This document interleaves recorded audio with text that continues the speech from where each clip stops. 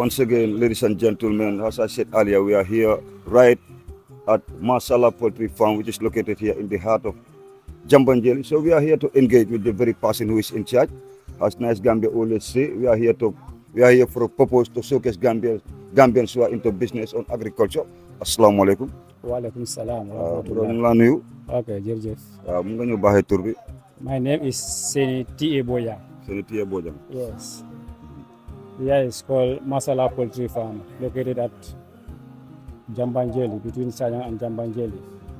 The first step we took, that is to put your legs in the duction. This is to prevent any bacteria or any vaccine you come across, because you never know where you stand. So before you come and pump in the poultry, you have to make sure that you put your legs in the toxin so that any bacteria within the shoes, it will go off. That's what we did as now. So these people are my colleagues, and this is the first poultry house. Yes. So for how long you guys have been operating here in Masala Poultry Farm? For how long, definitely I cannot tell you, because I also joined them here, but the big man beside you will also tell you for how long they were here. Thank you. Okay. Most welcome. Hello, bro. Yeah, how are you? Yeah, I'm fine, bro. Can you intro yourself to the wonderful viewers? Yeah, my name is Asandrame. I'm working at Masala Poultry Farm as a staff. Yeah. Asan, for how long you have been working here in Masala Poultry Farm? I've been here 2.5 years now. 2.5 years. Yeah. So what do you experience about poultry farming?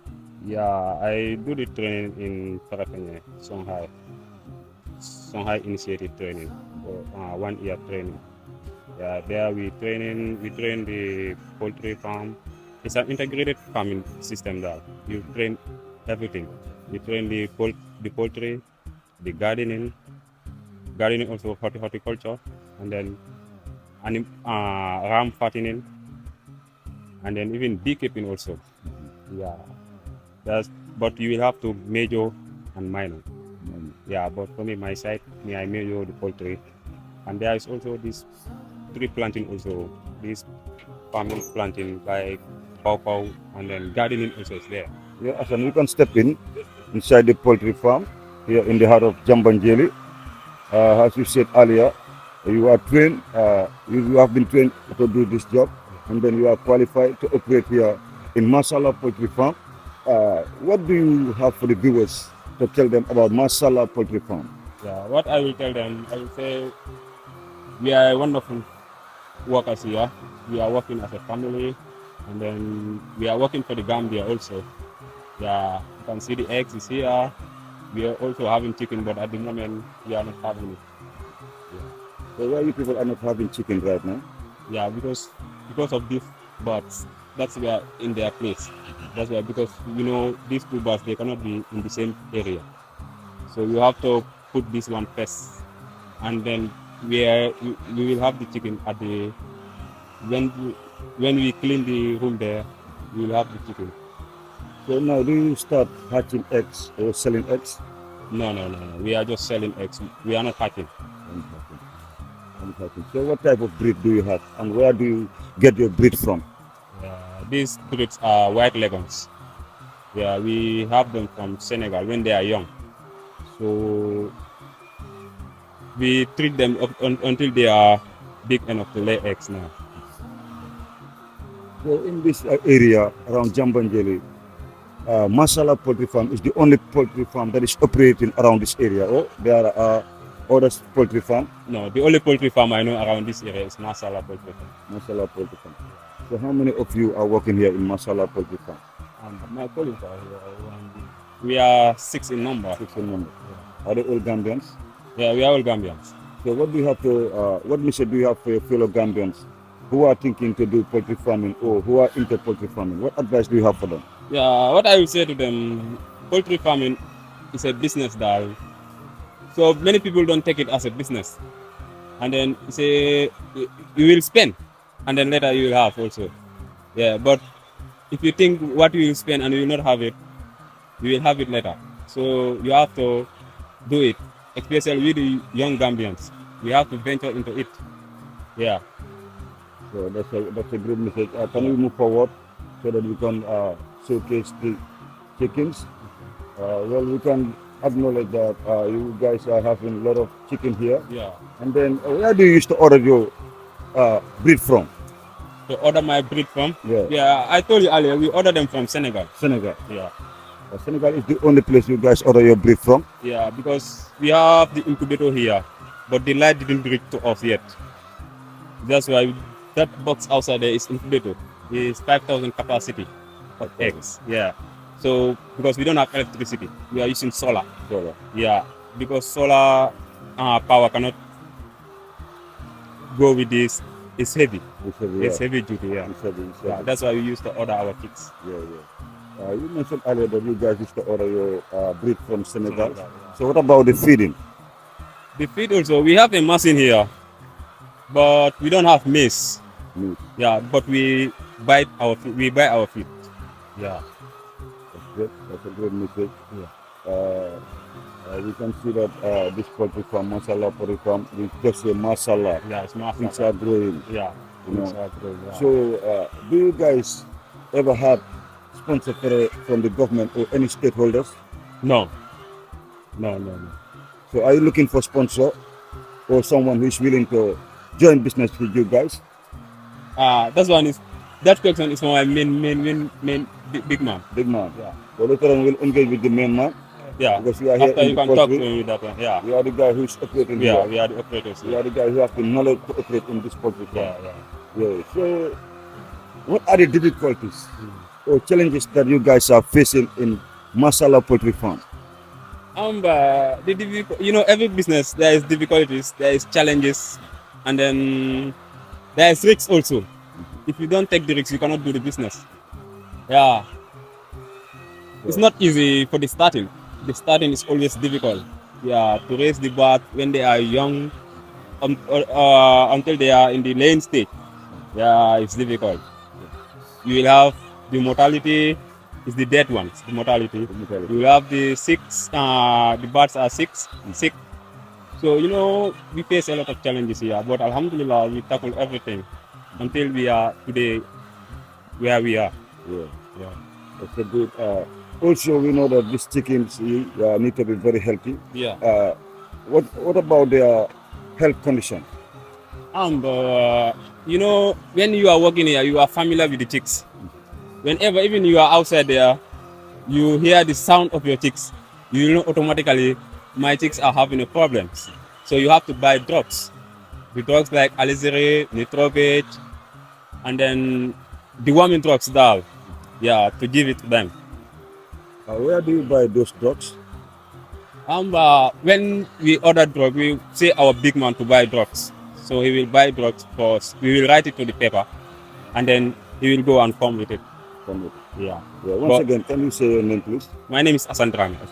Yeah. So what is your final message to the people who are Gambians, who are into poultry? What message do you have for them? Yeah, I will tell them, let us keep working hand in glove. We are one here, one family, I can say. We are all Gambians. So let us venture into the business. Yeah, thank you. That's very good. Thank you very much. Glad to have you here. Yeah, you're welcome. Yeah. Right now, we are going to engage with the main man also.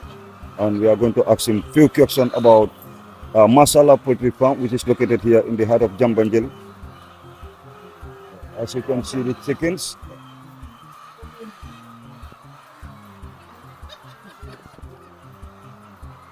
Yeah, here is the main man. Hello, how are you, bro? Alhamdulillah, mashallah. Assalamu alaikum wa rahmatullah. Can you intro yourself to the wonderful viewers? Can I speak local language? Yeah, you can speak. Okay.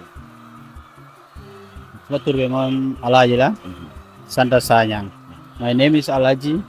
My surname is Sanyang. Yeah. Yes. Yes. So what is your role in Masala Poultry Farm? What role do you play here in Masala Poultry Farm? We are coordinating. Excellent. Yeah. We are also, because it's my wife who is manager here. who's managing. So I'm here for guide. You are here to what? For guide To him. guide. Yeah. Okay. So I can say Alhamdulillah. Our CEO is there. Yeah.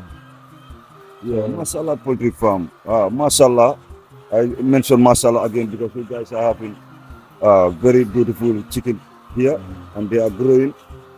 So, what is your future plan? Masala, we can see that the poultry is progressing well. And what is your future plan for Masala Poultry Farm? What plan do you have for the future? Boo ñu suñ plan bi dafa bëri. Am nga ñu si wax benn wala ñaar? Suñ plan bi dafa bëri because right now lu ñoo plan mooy especially fii suñ sañoon benn import du dugg si Gambia. It's a Gambian thing. Te ñu ngi sant yàlla trop di sant suñ borom bu baax.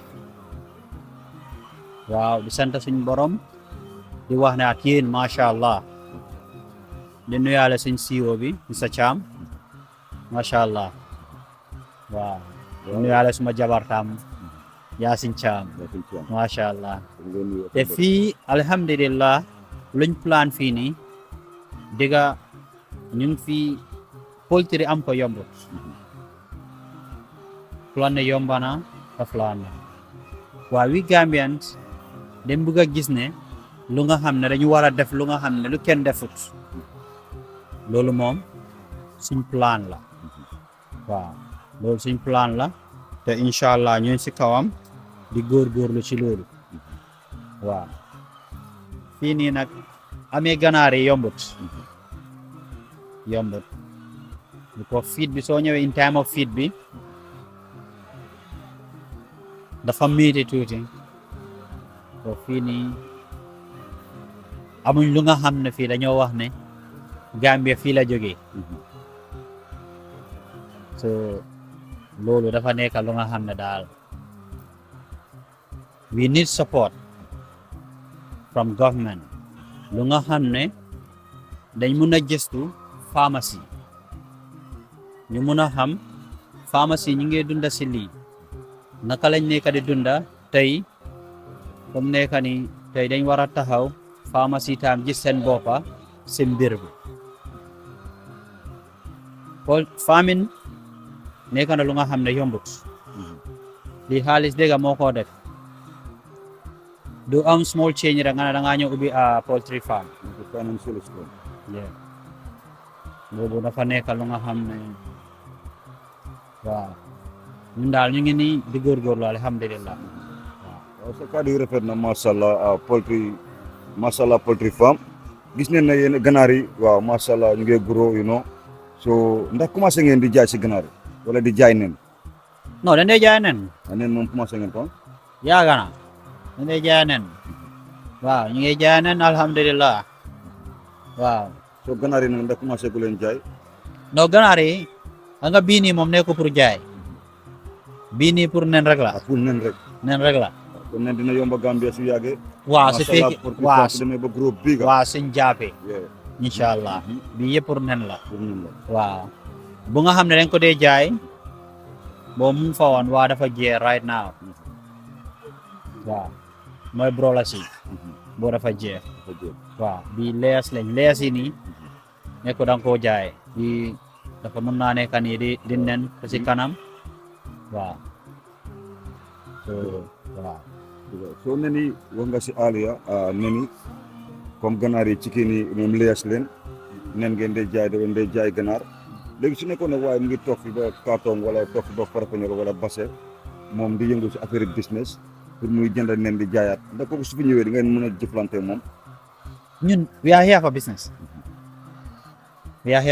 because of fii nii mën nañu wax ne alhamdulillah di sant yàlla trop waaw fii nii ñun dem bëgg a supply luy suñ bébét mooy ñu supply ba ñu génn si dëkk bi outside country ñuy supply foofu daal ñun loolu mooy suñ intention fii comme ñeneen dëkk yi ñu leen di jóge si yeneen dëkk yi di ñëw fii si Gambia ñun taa Gambia fii nii luy suñ plan mooy ñun dañ bëgg a am benn supply outside country waaw te loolu saa yi nekk ñu ngi koo ñaan yàlla si ñaan yàlla suñ borom pour loolu mën a am inshallah inshallah waaw because yéen a ngi am poultry fii nii yéen a ngi am nen léegi si nen yaa ngi ganaar yaa ngi nen soo nen yooyu su ñëwee di jaay si dëkk bi nen dañ nekk price nen dina wàññeeku waaw ba pare di ngeen mën a génne nen si biti di jaay keneen tam su amee loolu noonu dafa dunda bi dafa gën a yomba waaw comme yéen xam nga ñun fii nii lu nga xam ne daf ñu dee sonal mooy import import bi import bi moom daf ñu dee sonal waaw fi farm boo dem lu laa fu moo jooy mooy import bi import bi suñ ko mënee wàññi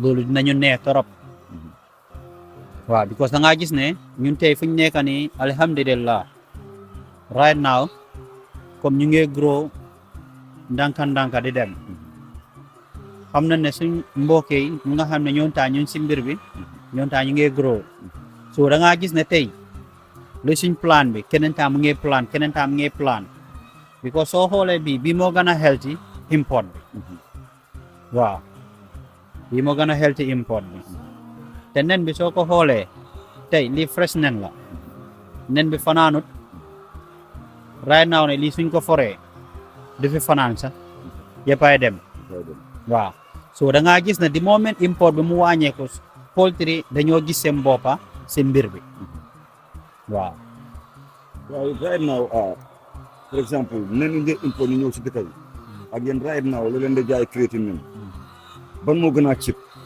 ñun suñu bos right now moo gën a cheap import yes yes lu leen di jaay créé bi ñun crate bi dafa depend waaw because soo jaay crate bi right now su fekkee yaa ngi jaay crate because nen amu price bu nga xam ne ñun dañoo taxaw di wax ne ok ñu ngi jaay suñu nen bi price nangam amuñ price fixed price bu nga xam ne dafa taxaw because tey suñ jaayee 300 suba ñu jaay 320 gannaaw suba mën nañoo jaay 330 waaw soo demee si import bi mu ngi jaay am na ñu nga xam ne ñu ngi jaay crate fa naka la 350 right now 350 lañ nekk di jaayee am na ñuy jaay 370 am na ñuy jaay 360 te import one crate te soo xoolee bii moo gën a rëy boobu te bii moo gën a healthy boobu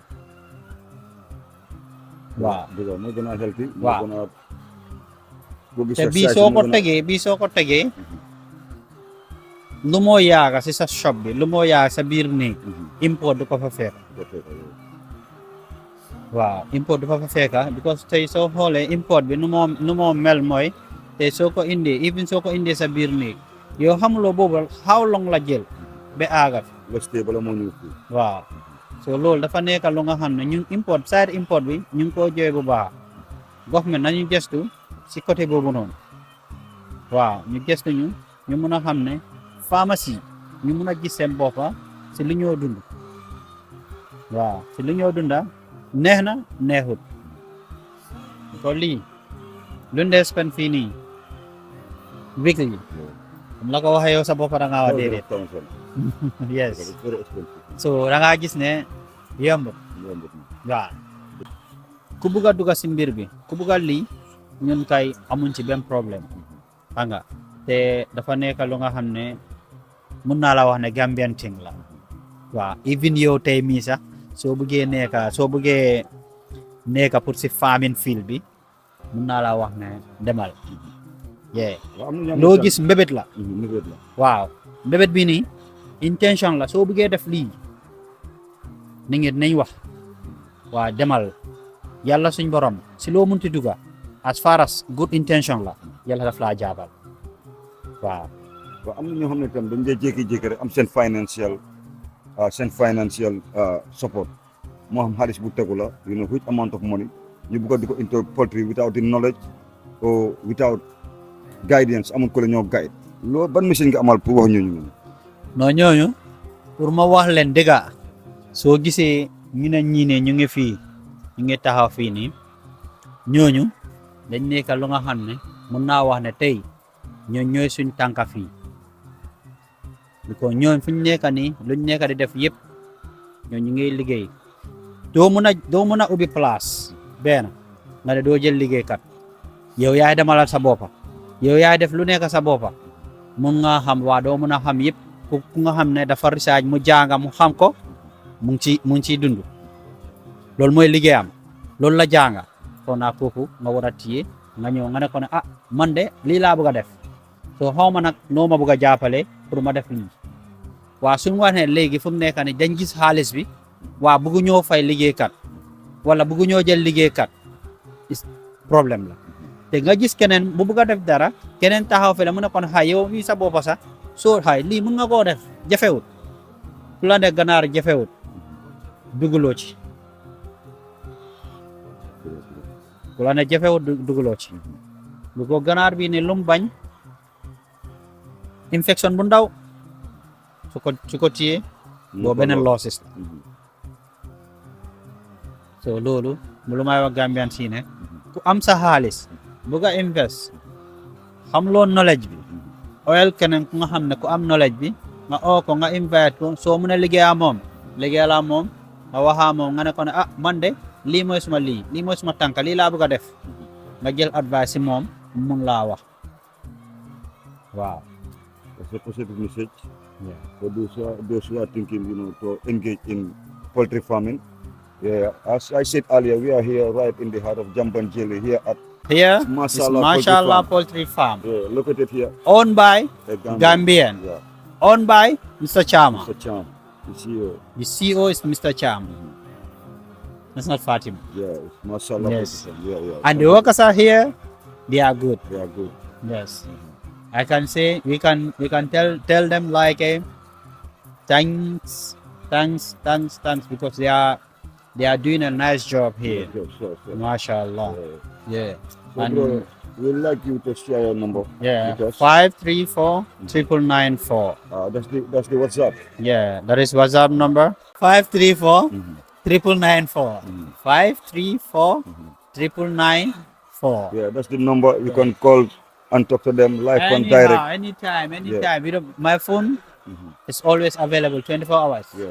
Yes. Oh, man. And do they call comme ñu ko tontu ba nga xam ne comme di wax ne waa man lii la anga time bi nga call no we don't have that time anytime you call as far as we are looking for money yeah ñun xaalis rek la ñu wër because luñ spend fii ne xam nañ ko so dañ war a try ñu taxaw waaw te fii nag alhamdulillah waaw thank you Number, repeat ko again. 534 994 534 994 That's the WhatsApp number. yeah Yeah. WhatsApp and direct call Direct call. yeah Thank you very much. okay jërëjëf Yeah, we appreciate it. Bro. jërëjëf Yeah.